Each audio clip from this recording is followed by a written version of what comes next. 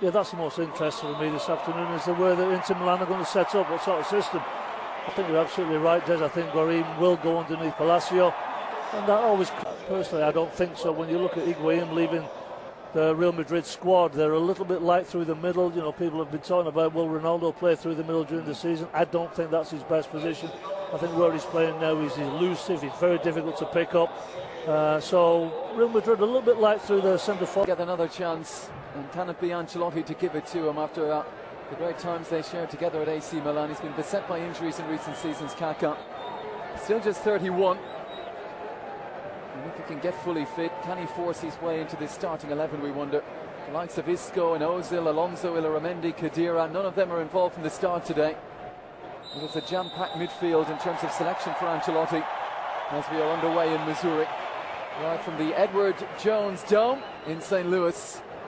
Real Madrid from right to left in the first half, and the Lou Lucas search flag. Palacio was in there had he found a better first touch.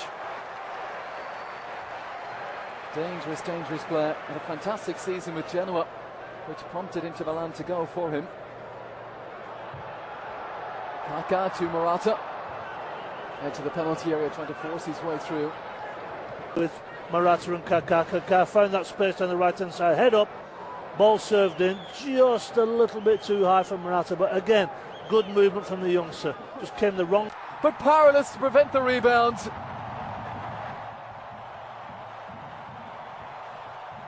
"11 minutes in, and Handanovic, who felt like he did his bit. Well, Kaka pouncing on the rebound. 1-0 Real Madrid. Well, Des, we've been lamenting about the injuries that Kaka has had, and the thought process was, I think everybody in the world wants him to get back to his best. And even the staunchest of Barca fans will want him back to his best. And that is him back to his best. His first touch with his chest and then on the half volley was quite spectacular. A superb run from that central midfield area. And then he's got the alertness, he's got the bright of mind to follow up with the header. Just a simple goal. What an absolutely superb effort. And it's the former AC Milan icon who puts Real Madrid in front against Inter here. Forward, onside, great chance. He's ballooned it over Morata, but an intricate build-up again. Such intelligent movement and passing. And Casemiro loops one over the top. That would have been an outstanding goal had Morata found a finish. Well, it's just spectacular play. It really is. We're looking at play, excellent piece of business. Di Maria on the set piece. In swinger, plenty of pace on that great ball as well, and it was Morata once more. Little touch perhaps. After that it came to him a little bit quickly, he couldn't adjust his feet. And the heads up play, the passing and the movement, the combination is there for all to see. I would guess that was just a whisker there from Di Maria. He was leaning behind Ronaldo. Stepped off Kuzmanovic. If you look at the movement, 3 runs to get the header in. I mean, even though they're just 1 and 2 yard runs, you know, people say, well, how does Ronaldo get wide open? He's one of the best headers of a football. Just looking to find his range. Well, for anybody out there who really feels that Ronaldo can play as a 9, he can play as a 9. Don't get me wrong. But the best position for Ronaldo is just to play in that free roll, wide on the right, wide on the left, coming inside, because it's impossible to mark. Finish! 6th pre-season goal for the Real Madrid superstar.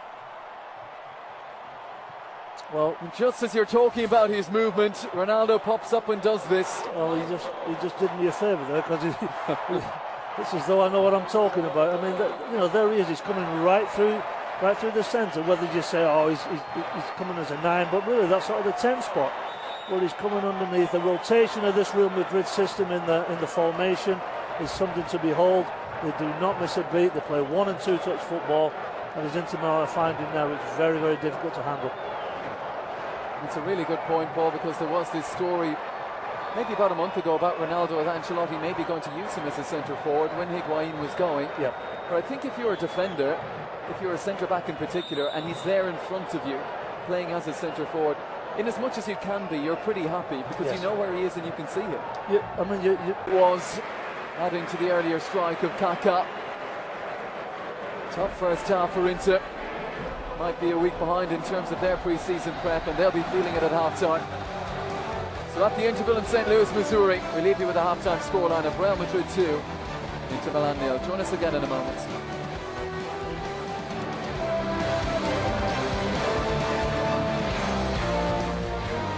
Fine effort. A young man who is so highly thought of already.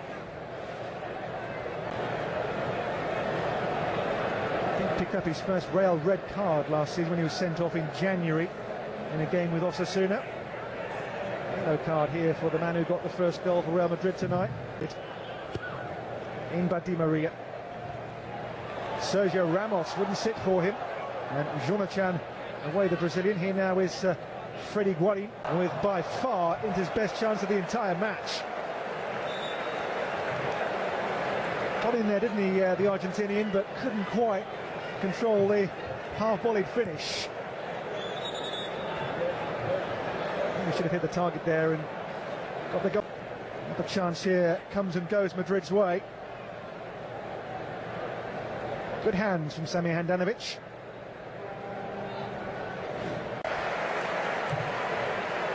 Another teenager there looking for his first goal for Inter seniors. Good hit. It was top corner bound until Lopez's fingertips had the final say. And the third goal, Casemiro. After the goalkeeper makes the mistake in misjudging the cross. Real Madrid 3, Inter Milan 0. And the young Brazilian scores. It owes much, though, to the shortcomings here of the replacement goalkeeper. An own goal, actually. It is off the defender here, not Casemiro. It's, I think, Ricky Alvarez, is it, who gets the last touch on that.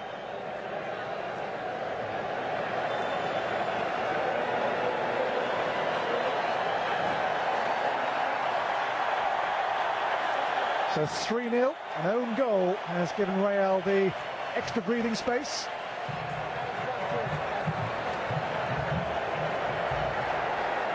But there, Carrizo at fault on that cross, got nowhere near the corner as Real stretch their lead to 3. Back here for Inter.